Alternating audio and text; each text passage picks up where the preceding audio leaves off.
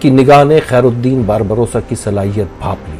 Barbarossa نے امیر البحر بنتے ہی جنگی جہاز بنوائے، ملاح اور سپاہیوں کی تربیت، اسلحہ سازی اپنی نگرانی میں مکمل کروائی، جس کے بعد پہلا سمندری حملہ اٹلی پر کیا۔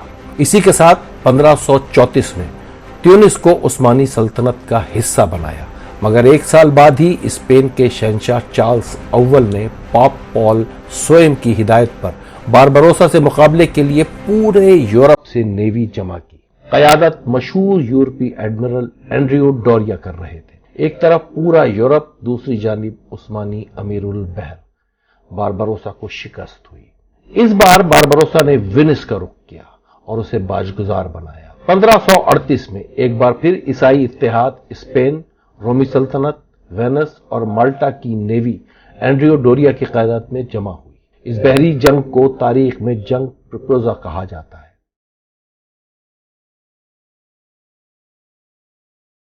باربروسا نے پچھلا حساب بے باک کر دیا۔ یورپ کی فوج عبرتناک شکست سے دوچار ہوئی۔ بحیرہ روم پر عثمانی بالادستی قائم ہو گئی۔ یورپ باربروسا کی جنگی عظمت کا قائل ہو گیا۔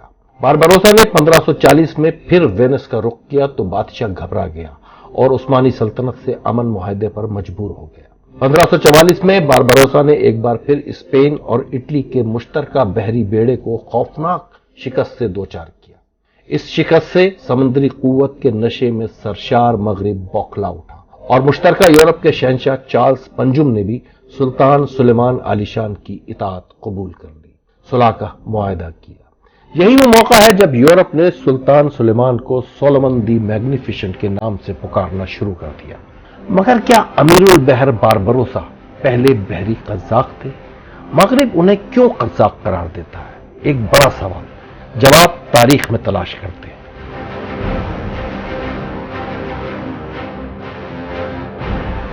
افسوس ہم اپنے ہیروز کو نہیں پہچانتے۔ مغربی میڈیا ہمارے ذہنوں پر چھایا ہوا ہے، ویلن کو ہیروز، ہیروز کو ویلن بنا کر پیش کرتا ہے اور ہم تسلیم کر لیتے ہیں، کیونکہ ہمارے پاس کوئی جواب نہیں، تاریخ ہم کھنگالتے نہیں۔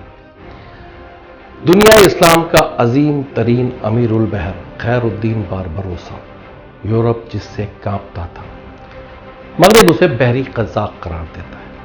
اب ایک ترکی کی ایک سیریز سامنے آ رہی ہے باربروس، اس میں بھی ایک تمثیل کی جائے گی، لیکن یہ جو ڈرامہ یا فلمیں ہوتی ہیں، یہ تاریخ تو اس میں ہوتی ہے مگر اصل تاریخ نہیں ہوتی، گلیمر کھا جاتا ہے تاریخ کو۔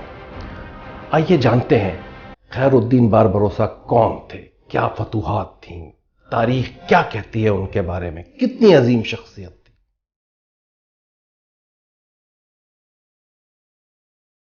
1475 میں یونان کے ایک جزیرے میڈلی میں ترک سپاہی یعقوب آقا کے خاندان میں چوتھا بیٹا پیدا ہوا، جس کا نام خضر رکھا گیا۔ پہلے 3 بیٹے الیاس، عروج اور اسحاق تھے۔ یہ خضر تھا جو بعد میں امیر البحر خیر الدین باربروسا کے نام سے تاریخ میں مشہور ہوا۔ غریب خاندان، بچے بڑے ہوئے تو عروج نے جہاز رانی میں قدم رکھا۔ بھائیوں کے ساتھ مل کر مسلم دشمن یورپی جہازوں پر قہر بن کے ٹوٹا۔ ہمیں یہ ذہن میں رکھنا چاہیے کہ یہ وہ دور ہے جس میں اسپین سے مسلم دور ختم ہو چکا ہے اور عیسائی حکومت جو مسلمانوں پر ظلم و ستم ڈھا رہی ہے۔ چاروں بھائی سمندر کی طاقت بنتے گئے اور کئی جزائر پر قبضہ حاصل کیا۔ مصر کے مملوک سلطان کی اطاعت کے بعد بحری بیڑا اور مضبوط کیا۔ عروج کی قیادت میں یہ بھائی مسیحی ریاستوں کا مقابلہ کرتے رہے، عیسائی ممالک کے جہازوں پر قہر بن کر ٹوٹتے رہے، اور اسی طرح مسیحی نیول فورس بھی مسلم ممالک کے بحری جہازوں کی لوٹ مار کرتی رہی۔ ایک خاص بات یہ تھی کہ چاروں بھائیوں نے اسپین میں عیسائی بادشاہ کے ظلم و ستم سے تنگ مسلم مہاجرین کو شمالی افریقہ پہنچانے کا بیڑا بھی اٹھا لیا اور ہزاروں خاندانوں کو شمالی افریقہ تک پہنچایا۔ اس طرح رفتہ رفتہ چاروں بھائی مسلم دنیا میں مشہور ہو گئے۔ یہ مسلم عیسائی دشمنی کا دور ہے۔ یورپ آج بھی باربروسا کو قزاق کہتا ہے، جبکہ ان مسیحی لٹیروں کی بات نہیں کرتا جو مسلم جہازوں کو لوٹا کرتے تھے۔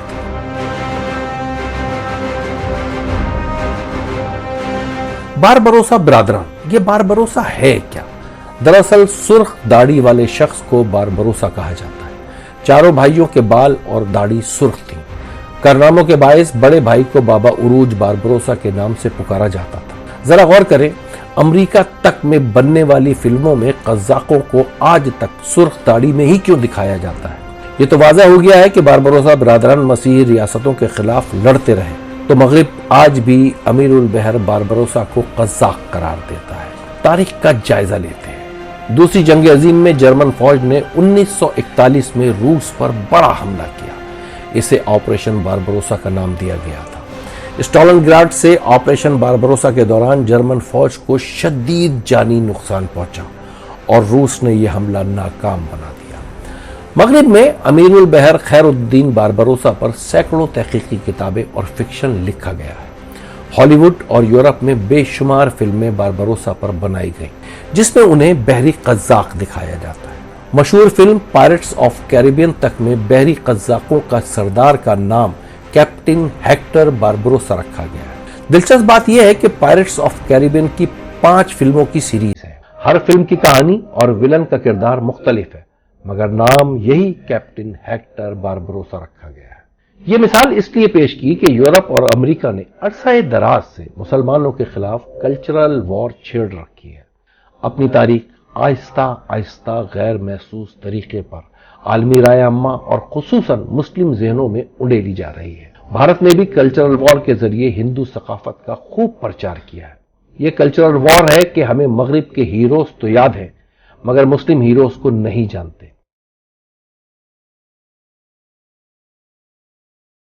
अपनी डॉक्यूमेंट्री अर्तुगरुल गाजी में हम कल्चरल वॉर की अहमियत और नताइज के हवाले से तफसील पेश कर चुके हैं। तुर्की कल्चरल वॉर के मैदान में कूदा है।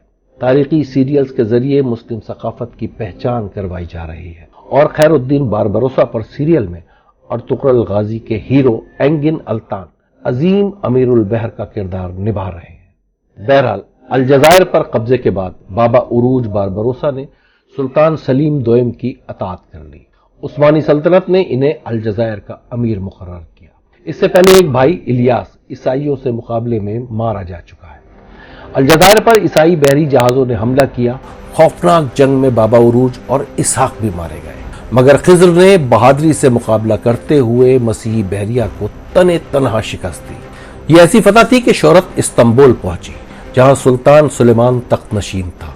खिज़र को उस्मानी सल्तनत का अमीरुल बहर मुकर्रर किया गया और इसे बेलर बे के खिताब से नवाजा गया, जो तुर्की का सबसे बड़ा एजाज है। अमीरुल बहर खैरुद्दीन बारबरोसा ने अपनी शुजाअत और जंगी हिकमत अमली से सुल्तान सुलेमान को सुलेमान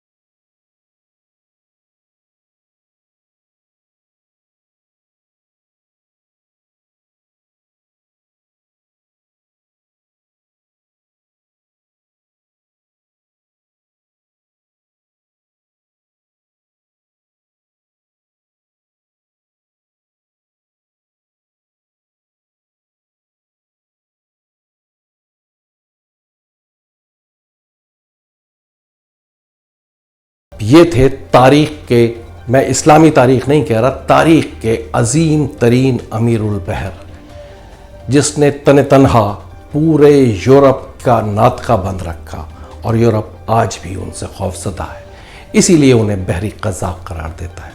अगर ये वीडियोज़ आपको पसंद आ रही हों तो इसको लाइक करें, शेयर करें। बहुत शुक्रिया।